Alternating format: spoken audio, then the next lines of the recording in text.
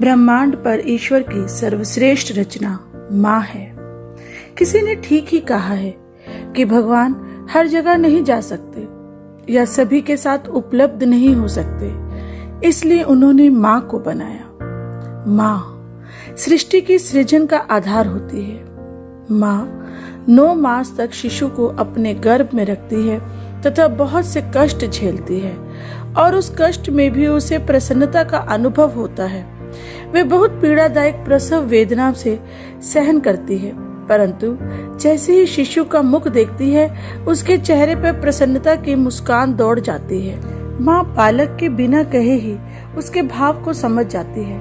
वो उसके भूखे होने का स्वयं ही अनुमान लगा लेती है और उसे अमृत तुल्य दूध पिलाकर उसकी भूख शांत करती है। बच्चे का पहला गुरु माँ को ही माना गया है तथा माँ को ईश्वर के समान पूज्य भी माना गया है। एक माँ अपने बालक को कभी कष्ट में नहीं देख सकती। वह हर पल ईश्वर से उसकी सलामती की दुआएं मांगती रहती है। माँ बालक की शरारतों तथा नादानियों का मुक्त भाव से आनंद लेती है।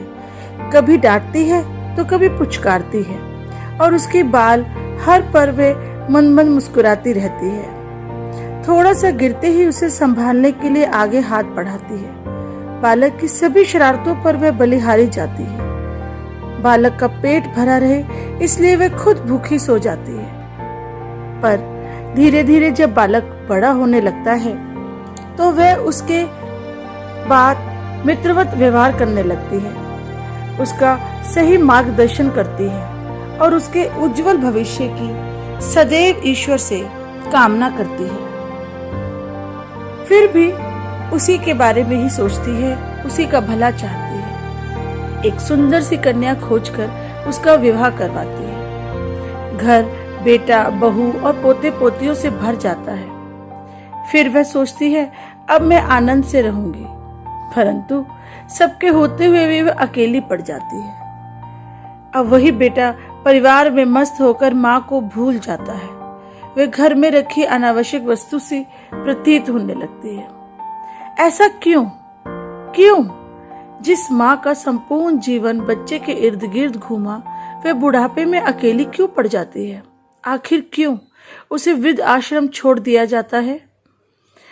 रोकनी होगी हमें ये व्यवस्था और बदलने होंगे ये आयाम। माँ का प्यार ईश्वर का एक अनमोल उपहार है जिसे हमें सहेज कर रखना होगा।